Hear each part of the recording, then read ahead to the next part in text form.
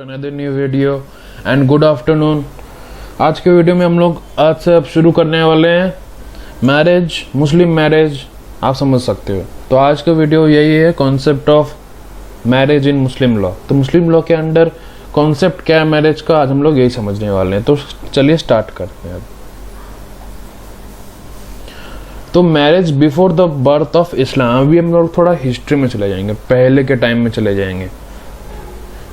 तो जब इस्लाम का जन्म नहीं हुआ था तब मैरिज का कैसा था, सिचुएशन उस टाइम कैसा था। तो before the birth of Islam there were several traditions in Arab. अरब जो है यूनाइटेड अरब एमिरेट्स यूएई, वहाँ पे जन्म, इस्लाम का जन्म होने से पहले वहाँ पे बहुत सारे ट्रेडिशन फॉलो किया जाता था। These traditions were having several unethical processes। ठीक है, ये जो ट्रेडिशंस जो भी वहाँ पे थे अरब में, बहुत सारे उसमें अनइथिकल प्रोसेस थे वहाँ पे, मतलब इलीगल हो। ठीक है, अब वो सब कौन कौन से प्रोसेस थे वो अब हम लोग जानेंगे। That are buying of girl from parents by paying a sum of money. मतलब कि मम्मी पापा को अगर बेटी हुई है तो मम्मी पापा को सर्टेन अमाउंट ऑफ मनी दे दिया, अब उससे उसकी बेटी ले लिया, खरीद लिया। पहले के टाइम में ऐसा हुआ करता था। फिर आता है टेम्पोररी मैरिजेस, मतलब टेम्पोररीली शादी किया, फिर छोड़ दिया, फिर शादी किया, फिर छोड़ दिया। टेम्पोररी टाइम के लिए शादी करता है। फिर आता है marriage with to real sister simultaneously. फिर आता है freeness of giving up and again accepting women. These unethical traditions of the society, ये जो अनइथिकल ट्रेडिशंस था पहले के टाइम में अरब में, पहले के टाइम में सोसाइटी में जो था वो ये सब एबोलिश होना बहुत ज़रूरी था, मतलब बंद होना बहुत ज़रूरी था। और जब इस्लाम का जन्म हुआ उसके बाद जाके उसने ये काम कर दिया, उसने एबोलिश कर दिया ये सब unethical traditions of the society and brought a drastic change in the concept of marriage। अब मैरिज क्या होता है हम लोग ये जानेंगे। तो what is a marriage और निकाह। मैरिज आप अगर आप हिंदू में आप ले लोगे तो आपको मैरिज का मतलब, मैरिज तो इंग्लिश टर्म है तो उसका हिंदू में अगर आप ले लोगे तो शादी हो जाएगा।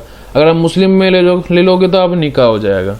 तो मैरिज जनरली अगर देखा जाए तो marriage is a civil contract between a man and a woman who is lawfully eligible to be his wife with the objective of joint life and breeding। ठीक है, एज अ जनरली अगर आप देखोगे आप अगर, तो मैरिज जो है कोई तो सिविल कॉन्ट्रैक्ट, जैसे कि आप कॉन्ट्रैक्ट अगर आप करते हो कोई एनी कॉन्ट्रैक्ट में अगर आप इंटर करते हो तो प्रपोजल होता है, ऑफर होता है, कंसिडरेशन होता है, एक्सेप्टेंस होता है, लीगल कॉन्सिक्वेंसेस होता है, एकदम सिंपल सेम इसी में होता है। सिविल कॉन्ट्रैक्ट होता है between a man and a women. जो लोग लॉफुली एलिजिबल है कि ये वाइफ जो है वो मैन की, मतलब हस्बैंड, वो मतलब ए और बी जो है, बी वुमेन है, ए मैन है। ठीक है, तो इसमें बी जो है she is lawfully eligible to be as wife with the objective of joint life. मतलब दोनों का साथ में एक फैमिली अपना एस्टेब्लिश करना है, ब्रीडिंग करना, मतलब प्रोक्रिएशन ऑफ चिल्ड्रन करना है। The legal contract between a bride, legal contract जो होता है between a bride and a bride groom as part of an Islamic marriage. अब आते हैं आप लोग, पहले वाला जो मैंने आपको बताया था वो जनरल डेफिनेशन था ऑफ अ मैरिज। अब हम लोग आते हैं इस्लामिक व्यू पॉइंट से। तो legal contract between a bride and bride groom as part of an Islamic marriage. The contract of Islamic marriage, that is Islamic marriage in general. निकाह, जो निकाह टर्म है, निकाह is an Arabic term used for marriage. मतलब marriage के alternative में आप अगर मुस्लिम लॉ में आप पढ़ रहे हो तो निकाह आपको बोलना पड़ेगा। It means a contract. Marriage का मतलब भी सिविल कॉन्ट्रैक्ट था, जैसे कि मैंने आपको पहले बताया marriage is a civil contract. वैसे निकाह का अरेबिक टर्म है ये, इसका मतलब मैरिज होता है, इसका ये भी मतलब होता है कॉन्ट्रैक्ट होता है। जो the Quran specifically refers to marriage as मिथाकुन घालितुन which means a strong agreement. Quran जो है ये स्पेसिफिकली रेफर करता है निकाह को एज अ मैरिज एज मिथाकुन घालितुन। ये जो टर्म है इसका मतलब आता है तो strong, very very strong agreement. ठीक है, अब हम लोग आते हैं नेक्स्ट। जो कुछ इंपॉर्टेंट लोग थे जिन लोगों ने डेफिनेशन दिया निकाह या मैरिज का इस्लामिक टर्म्स में, तो आप वो सब अगर आपको नोट डाउन करना आप नोट डाउन कर सकते हो। Important ones are given here. According to Hedaya, marriage is a legal process by which the several processes and procreation and legitimation of children between man and woman is perfectly lawful and valid।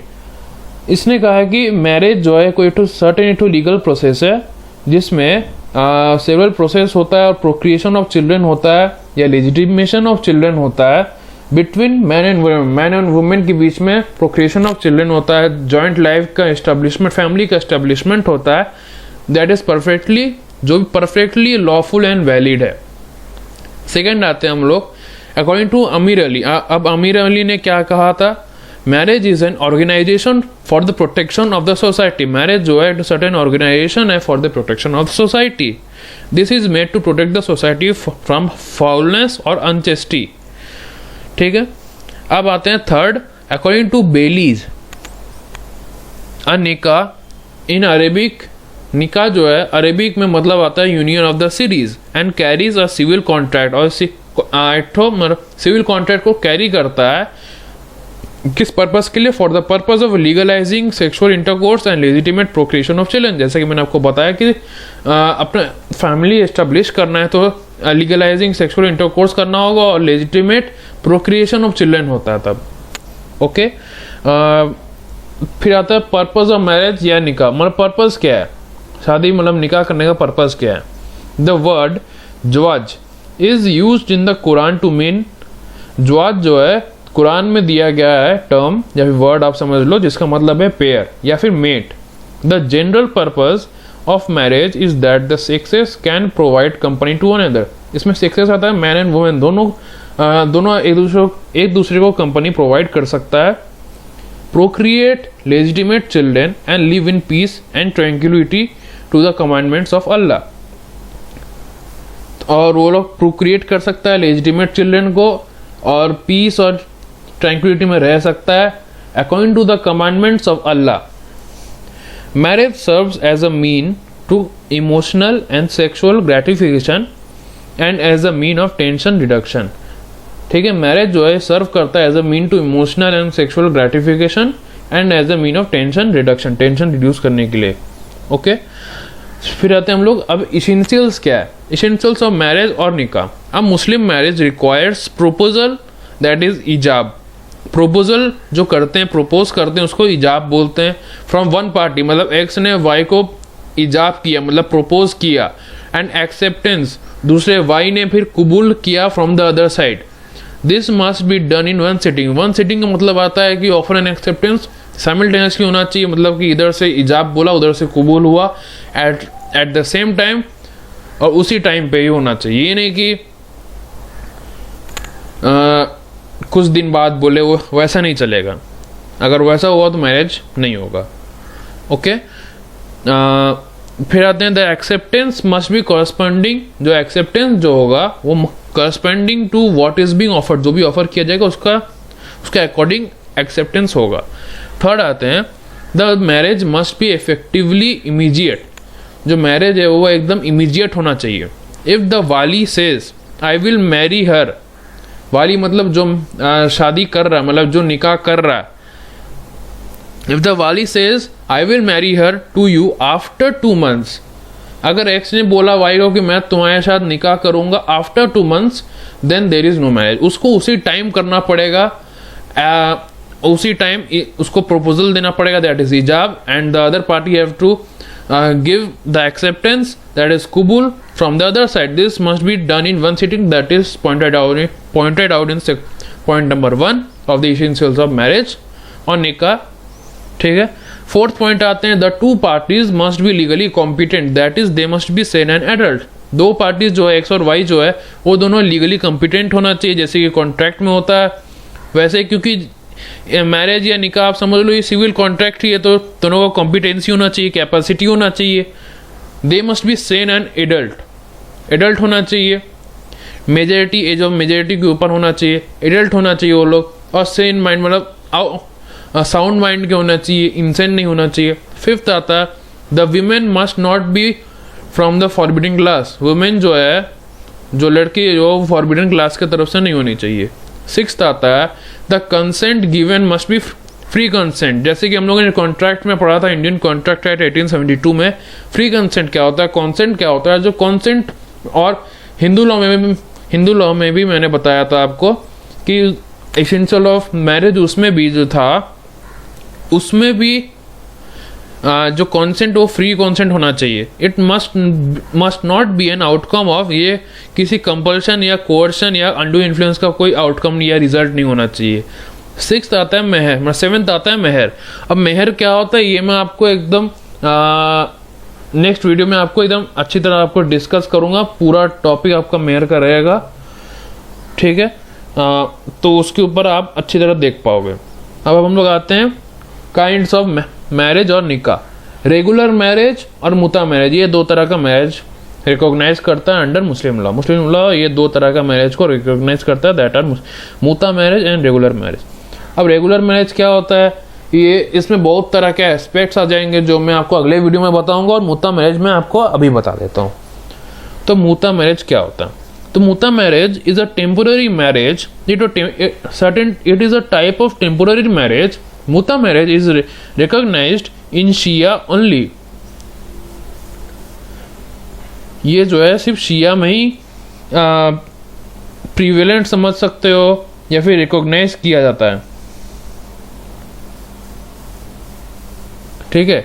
Sunni law doesn't recognise it, Sunni law जो है वो recognise नहीं करता। शिया का मतलब ये आता है, Shia is one of the two main branches of Islam followed by about a tenth of Muslims, especially in Iran, that rejects the first three Sunnis caliphs and regard Ali, the fourth caliph, as Muhammad first true successor.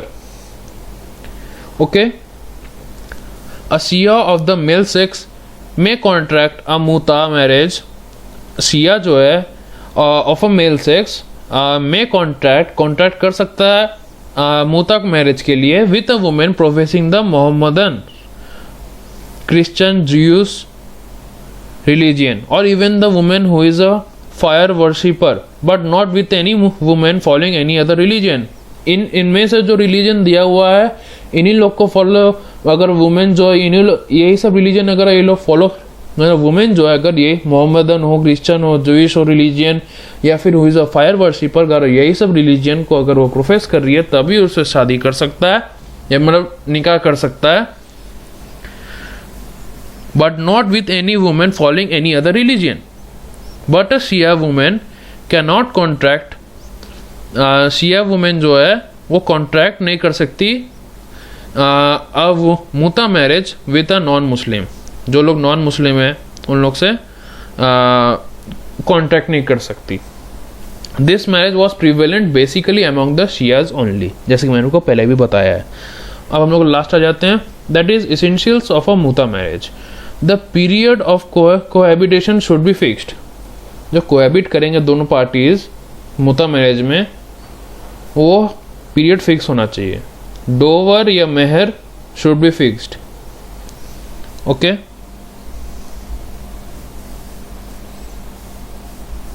अगर आपको अभी तक में कोई doubt आ रहा है तो आप कमेंट सेक्शन में आप बोल सकते हो बेझिझक।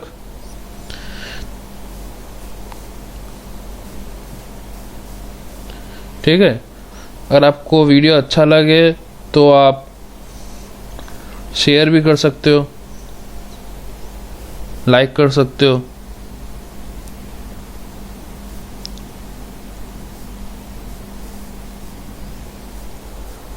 थर्ड आता है इफ डोवर स्पेसिफाइड, अगर डोवर स्पेसिफाइड है और terms not specified, it could amount to permanent और रेगुलर मैरिज, तब ये परमानेंट या रेगुलर मैरिज अमाउंट कर सकता है।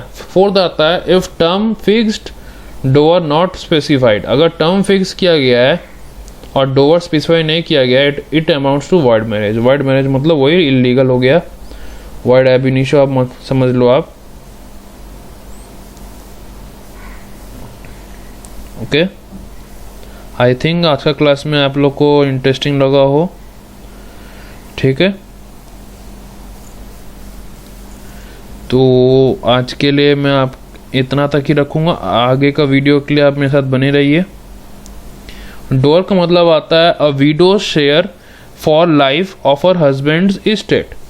ओके, अ विडो का share for the life of her husband की इस्टेट। ओके, तो आज का क्लास मैं यहीं पे एंड करता हूँ। अगले वीडियो में रेगुलर मैरिज हो, मेहर हो, एस्पेक्ट्स ऑफ मैरिज हो, ये सब मैं डिस्कस कर सकता हूँ। तो आप उसके लिए रेडी रहना। सब्सक्राइब कर दो आप, रेड लाल फॉन्ट में लिखा हुआ होगा, आप सब्सक्राइब कर सकते हो, कर दो आप। लेटेस्ट वीडियोस के लिए बेल आइकन ज़रूर दबाइएगा।